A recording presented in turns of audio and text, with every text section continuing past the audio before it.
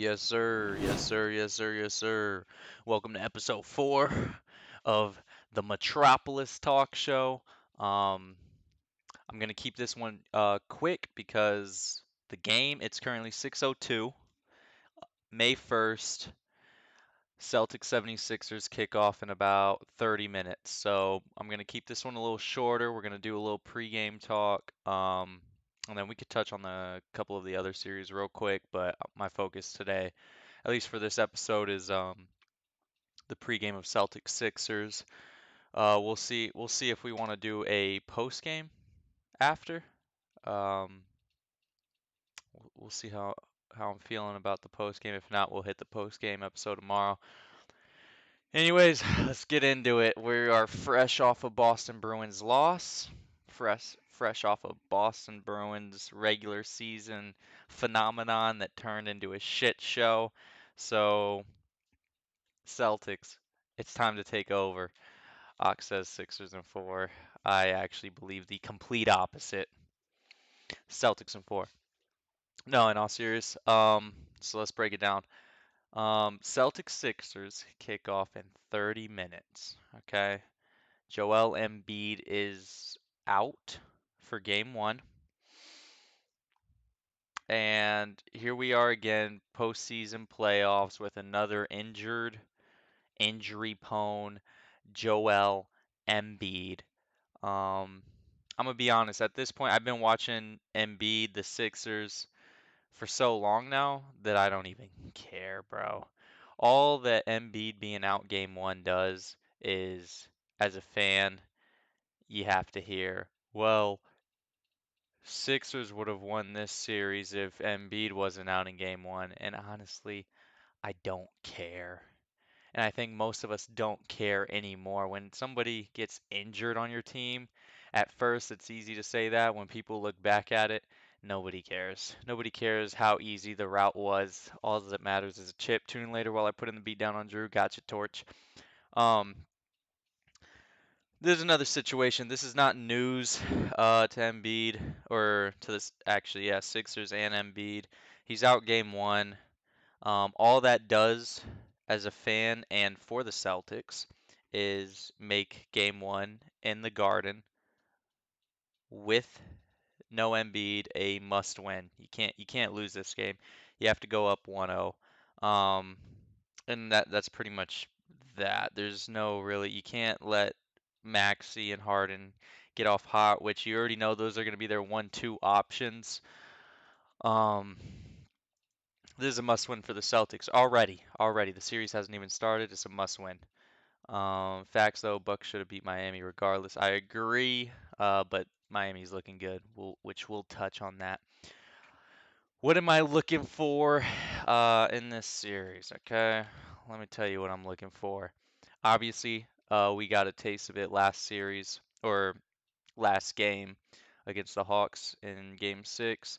Tatum Brown 1-2 punch. We need more of that, and honestly, we need all of that for the rest of the season. I'd rather have Tatum and Brown going for 30 with D. White and Brogdon dropping 7 to 10 points than uh, Tatum giving me 19 and D. White giving me 19. I just think championship championship results are going to come out of JB and JT dropping those types of numbers consistently, and we'll be all right. We can live a game. We can win a game with D White dropping 7 points, as we just proved. But JB and JT have to be that 30 plus. Um, again, that's what I'm looking for this whole series, and honestly, for the rest of the playoffs, hopefully into the Eastern Conference Finals and Finals. Um, I think we can win a championship with that equation, if you will. Um, D White, hot start. Actually, hot. He was hot for most of that series. The last couple games, he had a couple. He had the 7 pointer in Game 6, which is fine. We can live with that. Um, I think him and Brogdon need to continue to put up those points off the bench and keep being efficient. Brogdon's playing hella efficient, but that was expected, and we kind of knew what we were getting before we came into the series or into the playoffs. D White, I don't think we were expecting those first 3 games. He was averaging like 25. I wasn't even expecting that. But I mean, shoot, we'll take it. We'll take another player giving us 25 a night, especially if we're gonna have a struggling Tatum and Brown, which I'm hoping we're one series in. We went 6 games with the Hawks. We faced adversity. We had to come back. We had to battle. I'm hoping they got it all out their system. I like the position coming out of this round one playoffs. Um, going through that in round one, then kind of having a sweep. Last year we had a sweep against Brooklyn. And I feel like when we went up against the Bucks in the second round, it was our first time being in a position where we were down in a game or facing adversity or having to lose a game. And that's kind of like late, especially against a team like the Bucks. It's like it's hard to overcome. Um, so I am comfortable that we went 6 with the Hawks and kind of took a couple punches to the face in that series because I think it has, I guess, woken them up, hopefully moving forward, especially into this Sixers series because Sixers are going to be no joke. We're deeper than the Sixers, so I'm hoping that those second rotations, when they pull out Harden and Embiid, when Embiid comes back, but when they pull out those starting guys, I'm hoping that's where our rotations are going to kind of show and outclass the Sixers as a whole, because that's how we're going to beat the Sixers. We're deeper, our bench is deeper. Um, I think our matchups are better. So I'm hope like when Embiid and Harden are out, which knowing Doc Rivers, he's gonna try to offset them throughout the game. Um, Obviously, he's gonna have his final lineup where Embiid and Harden are on the floor at the same time for most of the game. But when they pull one out, we need to take advantage of those matchups throughout the whole series. But especially tonight, like there's no Embiid. Like I said, there's no excuse to lose game one in Boston. No excuse to lose game one in Boston tonight with no Joel Embiid on the floor. No excuse. It's going to be a rough series and a rough night for me. And I think an even bigger wake up call and kind of like a red flag if we drop tonight. Now, yes, okay, hypothetical. We lose tonight and Tatum or somebody throws up some stinkers. We can blame it on that all night long. If we want to win a championship, that cannot happen tonight, period. Um, I originally had Celtics beating the Sixers in 6. The more and more I kind of like watch other podcasters and just analysts and stuff like that, and then obviously my own knowledge of just knowing the team, and now with Embiid uh, out for game one, I mean I don't think that really changes my initial thoughts. I thought we would win the first 2 at home regardless of if Embiid was in or not. Um, so it doesn't really change that factor. But I think listen, bias or not, whatever.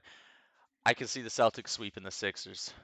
It wouldn't be the first time. Let's just say that. It wouldn't be the first time. Um, I can see the Celtics sweeping the Sixers, and I would not be shocked at 5. Um, it's going to be another stressful series if it goes 6. But if that's what it takes, that's what it takes. I don't see this going 7, and I don't see the Celtics losing this series, period. And that's the Celtics fan in me. But if these guys have championship aspirations and are trying to have this revenge tour and have that taste for blood to get back to the finals like they've been saying they do, then they're not going to have a second round exit this year to the less deep 76ers. Yes, I think the 76ers are a good team. Yes, I think they deserve to be third in the East this year. Miami, I guess, is kind of proving otherwise. But regular season stats, I think Sixers were the third best team in the East, and I think they were a top five, top six team in the NBA. And that's just regular season, but still. So I do think 76ers are a good ball club. I think the Celtics are a championship level team, so they are expected to come out and win this series. Uh, Tonight, as far as tonight goes, like I said, it's expected we gotta win this one. I'm a little nervous that they're gonna drop the ball. They're gonna come in feeling easy. They're gonna probably throw a punch initially, a big punch. The Celtics are gonna come out hot, go up 10, 12, whatever, and lead most of the first half, if not all of the first half. And I can just foresee that third quarter slipping away, and guys like Tyrese Maxey. Um, I don't really see James Harden doing, I mean, he's James Harden, but I see like those supporting role players getting their shots and hitting their shots. And then I can see this turning into another classic Celtics game where they lead, it's comfortable, they let off the gas, and these other guys, their shots start falling, and all of a sudden we have a ball game with 5.5 minutes left in the fourth quarter, and it's tied up or we're down. We find ourselves down one, two, three, and I'm hoping, I'm hoping. This is why I think the Hawk series was so beneficial, is because I'm hoping that's out the system. Like they know what they have to do now. They know their job. Blah blah blah. This, that, and the other. The Celtics, dude. If you want to win a chip, this is where it starts. You got to punch out the Sixers. You got to punch out the Sixers. And then of course I like my odds coming out that other bracket. I was ready for a Bucks Celtics Eastern Conference Finals, and we'll get more into this now. I'm not going to jump too far ahead because I mean in 15 minutes we have Sixers a whole series ahead of us. Um, but the Bucks were the team I was looking forward to playing as far as they were, in my opinion, the biggest threat, and they're out. So I know Tyler Hero, Miami, Jimmy Butler, the playoff Butler GOAT. He whipped up on New York the other night. We'll touch more on that later. Um, I still think both those teams going into the Eastern Conference Finals on that side are a best case scenario for the Celtics. I thought the Bucks were obviously the worst case scenario, and Jimmy Butler handled them. But right now, we'll focus on the Sixers. Um, I think we Missoula ball is the way to play. I'm gonna be able to come back with you guys with a little more information on how I see the matchups tonight. I think our matchups are better than the Sixers. Again, that's also because we're deeper, but I just think they're gonna have a hard time guarding the switch and double teaming Tatum when you have Brown. Like, I always think there's going to be somebody who has an advantage, and that's why we're going to win the matchup game. Um, However, I think Missoula ball, which is pushing the tempo, pushing the pace, they proved that it worked. Okay, I'm tired, and I don't know why they revert back to it. It might be an instinct for like guys like Tatum and Smart, but it's like the reason why we throw a lot in the late third quarter, fourth quarter, and let teams crawl right back in is because Tatum and Smart love to just play the clock. We're up 14, let's play the clock. And then it turns into a 15 to 4 run at the end of the third quarter. And now we find ourselves down 4, and that has to stop. And I hope that that game six proved, because the game six they did great. They played they kept pushing the pace. They weren't really playing the clock. Um, so I hope that we stick with that plan. But honestly, the Hawk series was a whole different series. It might work to play the clock against a team like the Sixers. Um, We're gonna kind of get a good look at that tonight. Obviously, no Embiid, um, but I think we'll get a better look at how Missoula ball is gonna work, or and then who knows? I'm honestly hoping for a blowout. I want a message sent. There's I said this 472 times now, but there's no Embiid. Let's blow them out by 18. Let's lead and put in bench guys with 7 minutes on the clock in the fourth quarter. Let's just do that. Um, Especially again, championship aspirations. These are the games where you just send a message, let alone take advantage of the situation we have on our hands. Um, but yeah, I'm looking for the Tatum Brown 1-2 punch all series and for the rest of the playoffs. Al Horford needs to step up. Al Horford, he had a okay game six. Very timely shots were made, which I liked and I appreciated it, of course. But we need more from him. We need last year's Horford. I think Joel, Harris, those guys, they're gonna pull that out of him, especially since Horford was a Sixer for a while, and they had a love-hate relationship. Now that he's back in Boston, hate relationship. Because Philly, there's some hardcore fans, much like us Boston fans and Celtics fans. 76ers are just as hardcore and legit. So playing away games, we'll deal with that when we get there. But those fans, I think, pull out the best in Horford.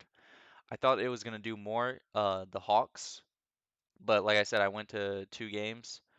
Um, I went to two of those games for the Hawks games, and I think Horford's so offset from the Atlanta fan base or just playing there so long ago that it's too late for that. Or like he didn't care anyways.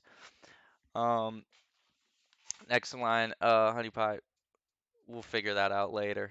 Um, that's kind of really all I got for the Celtics right now. I mean, we're gonna watch, we're gonna find out, and I'll tell you exactly what I see after that. Knicks. Let's move to the Knicks Heat. Dude, Heater looking freaking. I don't want to say scary, but then again, like I'm underestimating them still. I guess I'm sleeping on them. I just don't know how uh the Heat and Jimmy Butler are doing this. I feel like Jimmy Butler's the only one showing up and nobody can stop him, and I don't feel like why. The Knicks I could understand. Middleton and the Bucks, I don't know what happened there. I thought no Giannis, the Bucks still win that in 5 or 6.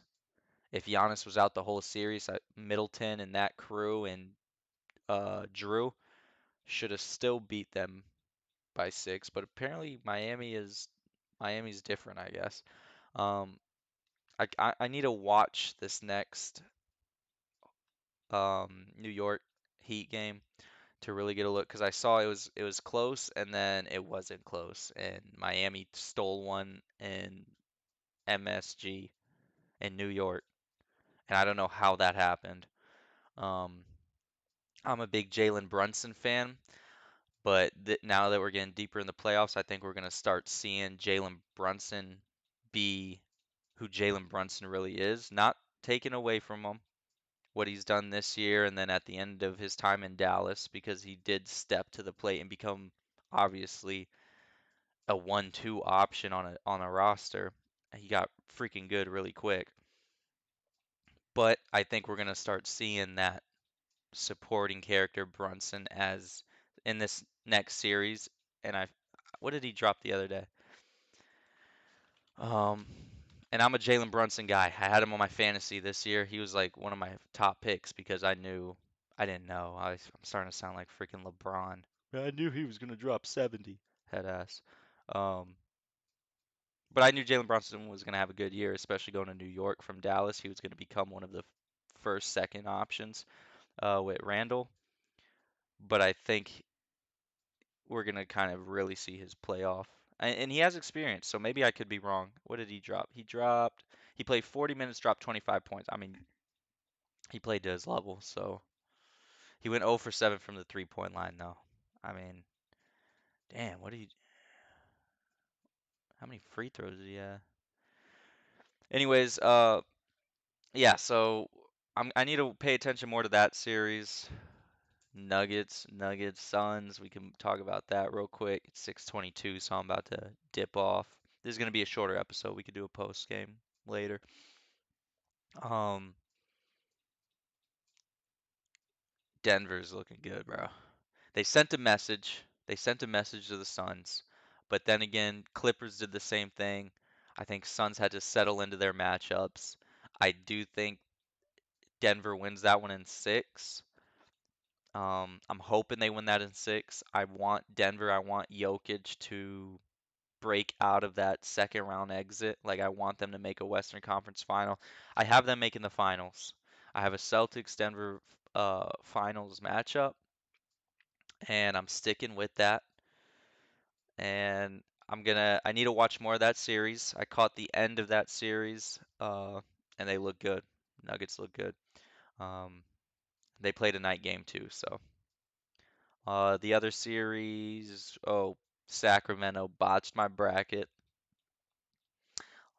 Dude, Golden State pisses me off. Golden State pisses me off, dude. I don't know how I don't know how the Kings just didn't look good the last like three games. They took the one in they won at home, right? Their third game, or they stole it in Golden State, and they look good.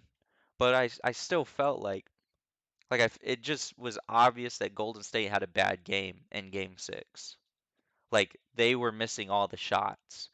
They were turning the ball. The game that was all that happened. I didn't feel like the Kings beat them like games one and two, where the Kings looked freaking great.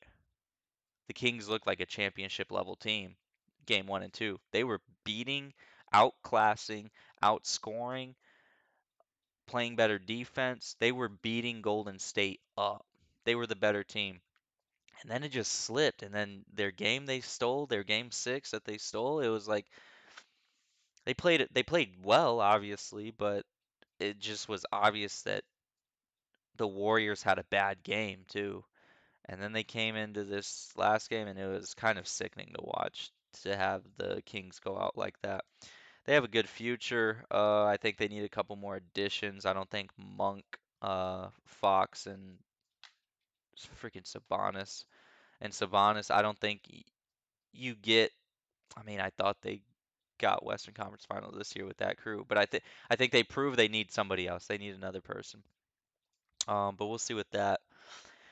It's 5 minutes till Celtics Sixers tip off. This again is a shorter episode. Um, we'll be back. We'll be back post game, or we'll be back tomorrow. We got Celtics Sixers tipping off in 5 minutes, and then we got the Nuggets Suns game two tonight, right after. I'll see you. This has been another episode of the Metropolis Talk Show. We'll see you on the flip. Adios.